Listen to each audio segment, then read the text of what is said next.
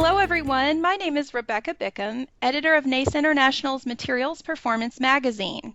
Joining me on today's podcast is NACE member Dr. Homero Castaneda Lopez, who is an associate professor in the Materials Science and Engineering Department at Texas A&M University and the director of A&M's National Corrosion and Materials Lab. I asked Homero to join me today to provide us with some additional details about the Corrosion Lab. So, hi Homero, how are you doing today? Thank you very much, and thanks for the invitation and having this opportunity. I'm so glad to have you. I had the opportunity to tour the Corrosion Lab back in 2019 while at A&M for a conference, and I found it very impressive, so I'm excited to have you here to give us a bit more information about it. The first thing I'd like to ask you is to introduce yourself to our listeners and give us a summary of your background as it relates to corrosion. Sure, I'll be glad. And again, thanks for the invitation. So, well, in terms of corrosion, I think I've been having this nice and wonderful career. It started in like 19 years ago.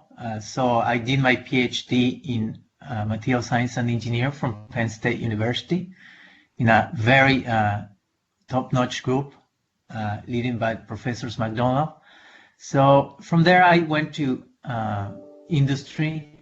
I started in Siemens, and I work as a scientist in corrosion and electrochemistry. From there I've been in many places, which is very illustrative and also very challenging to work in different environments, different countries. So from Siemens, I went to Mexico City, and I led the pipelines and materials group, which gave me the opportunity to interact with oil and gas industry and corrosion-related problems. So I was working for the Mexican Institute of Petroleum, and from there, I went to Battelle Memorial Institute, going back to US in Columbus, Ohio. So I was in the pipeline and materials group, and I just spent years solving and also doing basic research and doing applied research there. And from there, I joined academia, which was a very big step for me because I realized how interesting and how things you can do in academia. And I think that's part of my, let's say, uniqueness, because I would like to talk both languages, academia and industry. So in the academia world, which I started in at the University of Akron, and you know that it's the first degree in corrosion. So I was the first professor to be hired in Akron back in 2010. So I spent 5 years there, and then I joined Texas A&M from there. So I've been in several, let's say, sectors, from industry to national lab environment and academia. So that's my background in terms of corrosion-related aspects. Thank you, Homero. So A&M's National Corrosion and Materials Laboratory, or NCMRL for short, is a leader in research and technology efforts for materials degradation and reliability. Can you give us an idea about what sort of projects you participate in? Yes, definitely. We have a portfolio of projects, and we always try to evolve in a way that is helpful for not only individuals, industry, but also the local, national, and international economy. So we divide the lab in several ways in terms of projects, from basic research, applied research, tech transfer, and also consortia. So the basic research are projects like are fundamental. We always search for the why, how, and explaining the mechanisms of corrosion, degradation in certain environments. As you mentioned, we have a lab that we have very good capabilities that we can simulate, and we can control different parameters to understand what is happening in certain materials, or if the environment, how it's going to affect that material. So that's very basic and fundamental aspect. So from there, we have certain, let's say, products, deliverables that we have in the lab Then the applied research. The applied research is more towards industry, and also we have also for government, that we focus or we target a specific problem, and we help to develop a tool, procedure, method that allows us to understand and apply the understanding in the lab, in the field, or in a macro scale. So that's another cluster or areas that we have right now. And the next one is tech transfer. The tech transfer is something that is very unique from our standpoint, because what we end up having in the lab, we can put it in the field. For example, if we have a measurement or if we have a setup that was designed and perform in the lab, we are able to make that transition to the field or the lab that we are collaborating with. So, and we understand, or we just help to understand, the implications of having maybe a new methodology, a new equipment, a new analysis to that lab. And I think that the final aspect or cluster or area is the consortia. So everything that I mentioned is comprising this. Let's call it, this is a hybrid way of doing projects. So we do basic, applied, tech transfer, and consortia. So, which means comprise everything in a package, which makes the industry going towards this, I think, this concept. That is very old concept. I think there are many institutions, many labs that are doing this. But again, I think our forte in these aspects that I mentioned in terms of research is a tech transfer. Some of the sponsors which we are very happy to work with are, for example, Department of Transportation, Department of Defense, in terms of government agencies. In terms of companies that I mentioned, the apply or tech transfer could be Con Ed, that's a utility company in the headquarters are in New York City. Also with Hyundai, the automotive industry. Also the consortia is with the big four or the big oil and gas companies, which are Shell, BP, ConocoPhillips, and Chevron. So we have different sectors going into our lab and having this value for them. So these are the projects that we are doing right now, and we've been doing since the starting of the center, the lab, which was in 2015, full operation in 2015. Great, thank you. That was a wonderful explanation. Next, what would you say is the mission or the vision of NCMRL? I see. Well, this is a very interesting question, because I can define the lab, and then I will elaborate in the mission and vision. So the National Corrosion and Materials Reliability Lab, or the acronym is NCMRL, we are in the concept of leading research and technology efforts for materials degradation and reliability. And you know that corrosion is considered the $1 trillion problem. So this, by definition, a natural process, and becomes a strategic area for us, that is corrosion. So we have strategic areas to mitigate and control actions and having solutions. So the definition or the concept of NCMRL focus on research, development in corrosion science and engineering by providing material selection, mitigation strategies, and lifetime prediction tools through research, education, training, and testing of materials. And we're looking always to capture the academic expertise, strengths, leadership in corrosion, attract not only in terms of students, but also in terms of collaborations. So we are always pursued, or we are always looking to interact with other centers, other labs, and attract the best students, because for us, that's the best asset. It doesn't matter how good the facilities you have, how expensive, how detailed, how important the facilities and the whole concept of the lab is, but without the students and without that human factor, we don't think that could be a successful lab.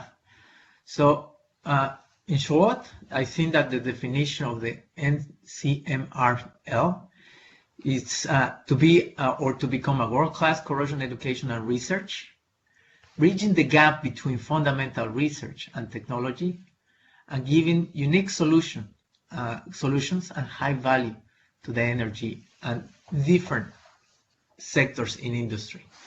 So that's what I can say about the definition of the National Corrosion and Materials Reliability Lab.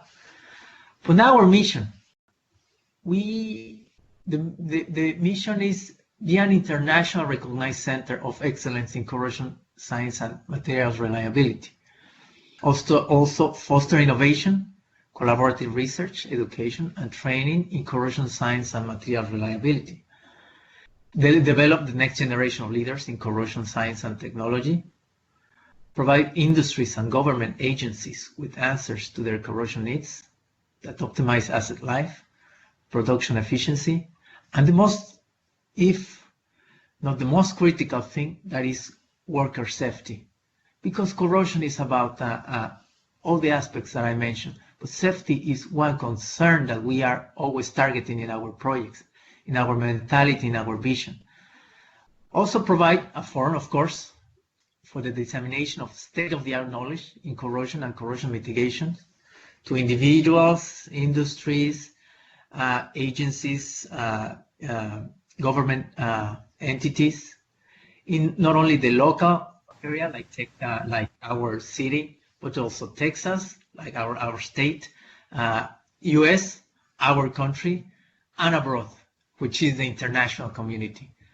So to summarize, the mission will be accomplished by maintaining the highest quality research and facilities, which we are doing every time that we see something that is needed, and it has a good opportunity to strengthen our values and our mission, then we go and do that investment in terms of time, effort, and of course financially. So these the sectors that we want to comprise in corrosion, and that's why I think is the national lab name, which I think is sometimes I hear it is very ambitious, but we don't call it ambition. We call it a positive way and positive perspective of searching for the most areas that we can cover. All right, so the sectors are a lot: energy, gas, energy, transportation, aviation, infrastructure, all kinds of sectors. That's what we are looking for, because we are a very dynamic lab and a very dynamic minds that we have in this lab. So we are looking for that mission and vision as well. Thank you for that explanation. That was really great. One of the things you mentioned that really stood out to me was how much you value the students in your program, and that you say the students are the best asset. I think that's really wonderful. The next question I'd like to ask you is, what sort of challenges have you all faced at the NCMRL? And then I'd also like you to give us a look at some of your greatest successes. Well, challenges are because it's the same as corrosion. Corrosion is a natural process that you cannot, let's say, avoid, escape, but you need to embrace that concept. The natural things, you have to understand them, you have to live with them, and you have to be positive. So challenge is the same as corrosion. We have every day or every short term things to answer. The challenges are to answer, to respond to different problems that we face with industry, with government. And there are circumstances that we don't foresee, but We need to see if we can help, we can interact, and we can be creative to have an answer. So the challenge is that corrosion itself is a challenge, again, natural process that instead of seen as a problem, you need to embrace it, to see it as your way of thinking. So that's the biggest challenge, to think and to have a solution and to be creative, to have solutions for corrosion. So challenges we have every day. We have every time that we see a problem, every time that we face a sponsor, every time that we interact with the nature.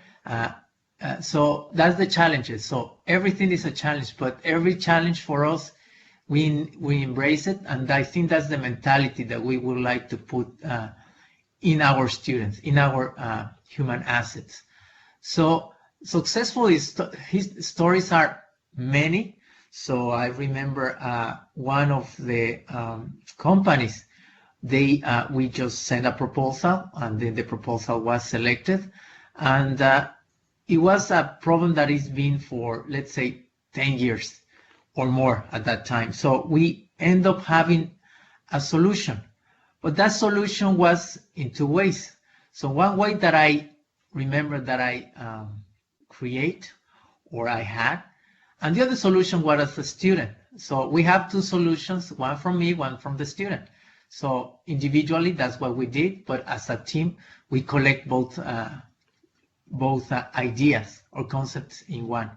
So the application was very interesting, and a success was not only solving or giving a direction to solve that problem, but a success is the trust that the company, from being not skeptical, that's not, I think, a word to use, but be precaution of what, because this is a problem for many years, and two person, and of course a team, let's say a team, they have a solution. So after 15 years, it was difficult to release either the news or the whatever we did in the lab, release it in the field. So that's a success for me. It's not only getting a project, it's not only giving a good deliverable or a deliverable that they expect, or maybe an added value.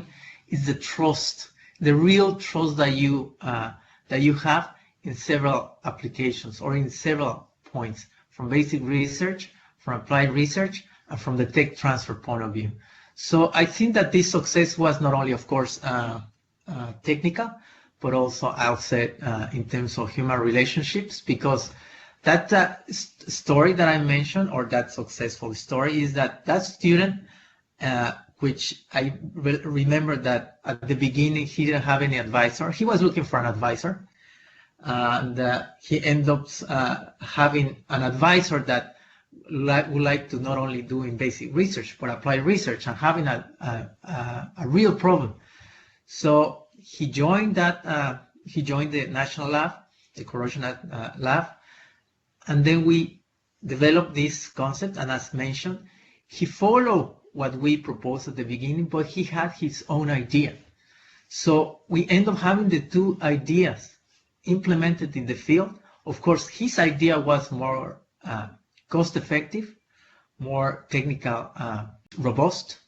So he ended up having not only his thesis, his graduate studies, also her learning, but also he set up a company. So now our sponsor now is one of his, let's say, sponsors, or he provides service to them. And we have kind of these stories, the stories that makes me not only happy, but very successful for the things that I think that we give to society, to the corrosion community, and in general to everyone that is in the corrosion field. With over 37,000 readers, Materials Performance is the world's largest circulation magazine dedicated exclusively to corrosion prevention and control. Published monthly by NACE International, Materials Performance covers the latest technologies, techniques, and methods of corrosion control used in industries and infrastructure worldwide. Sign up for your subscription today at materialsperformance.com/subscribe. And Homero, what would you say are some unique aspects about the NCMRL? Oh, that's I like that question, because you always want to say that you are unique in many ways, but I think we are unique, or trying to be unique, because this is our, again, mentality. Our concept is to bridge the gap between science and technology. And I think that I mentioned in our vision, and I mentioned, I think, implicitly in several other things that I already talked about. But reaching the gap between science and technology is a step that is difficult to take due to the concept, objective, scope, and each party. What I mean is that each party is like industry and academia, for example. That's a real gap, and not a bad gap, but a gap that can be bridged and can be a very good way. So, for example, the academic people, they would like to understand, go into the details. Let's see why happens the degradation in a certain environment, what new materials we can study, characterize, quantify, and we just, the final product will be a paper, the final product will be a conference lecture or proceedings, something that has value for academic people. And I embrace that, because I'm in that world too. So, but I also was in the other world, which is industry. Industry is also very focused, very into the solving daily problems that they are facing during operation conditions. So they want answers even before the question. So I always hear this statement from industry: we want this yesterday. And they are right, because they are into the mode of every day is a continuous process. So time-wise and concept-wise, it's very difficult to bridge this gap, or this set of knowledge that everybody should appreciate. So I think that the lab is combining these two, I call it these two entities, and bridge the gap. For example, since I understand industry in a way that, we need this by yesterday, we need it very cost effective. What is the solution that you can give us? So we need a solution, again, fast. But the academic world is like, we take our time to understand and go in the direction that we think that is the best and is more robust in terms of fundamentals. We don't want to go outside of the certain things. So having that interaction and having that already in several projects, which I think that I mentioned, like a tech transfer or applied research or basic research, it's been very successful for us. And I think that's our forte, or our uniqueness, that we bring every fundamental thing to try to challenge ourselves and to give solutions to industry. And at the same time, industry should have the trust that I mentioned. The trust is not only the trust that I trust you because you are this name, or because I hear that you are very famous. And there are people that way, and they are famous. But the trust is what we are looking for. I'm talking about the uniqueness, and our uniqueness is we are looking for the trust of both parties. So I think that's what I can describe this question. It certainly does seem helpful that you're able to see things from both like the industry and the academia perspective. My final question for you is, I know you and your staff have set some goals for the NCMRL, the National Corrosion and Materials Reliability Lab. What are your short, medium, and long-term targets? All right. Well, I'm going to be short in this one. The short-term goals, I think, is to continue with our mission in educating, training, and doing research and development to give value to the corrosion community by responding to local, state, country, international entities that approach to the lab. So that's a real short-term goal. And the circumstances right now that we have, it's a good strategy in terms of short-term answers. So medium term is to create areas related directly and indirectly to corrosion science and engineering, because we want to give value, and the value in the short term might not be the same as in the medium term. So we are creating areas. Again, we put the name national corrosion because we would like to see we're able to go to different sectors, new sectors that are becoming now more important. It doesn't mean that they didn't exist, but they are more important now. Alternative energies, for example, they are very important now. Why? Because of the circumstances and the nature and everything that we are facing. So that's a medium term, create areas that are new to the lab, not new to the world, and respond to that area. So how we do that? By investing in new facilities. We always invest in new facilities, and we don't bring very high expensive equipment, because sometimes very detailed equipment might not help you in the medium term or in the long term, because that equipment, and technology is moving as fast as you hear that is happening. So we do things very in-house. So we invest in new facilities in terms of building our own equipment. We follow our concept, and we build based on that need. So also forming strategic alliances with centers of labs that they have the same core values as us. We cannot form an alliance that only does basic research, because maybe we are not going to have a good point of collaboration.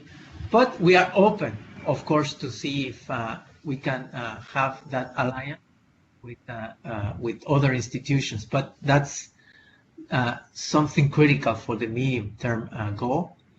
And the long term, as everybody is, I think, looking for, is be sustainable in terms of state-of-the-art knowledge in corrosion, and finding new ways to interact with the industry, giving value to the academic world, to the industrial world, and both worlds, which would be should be not one but together.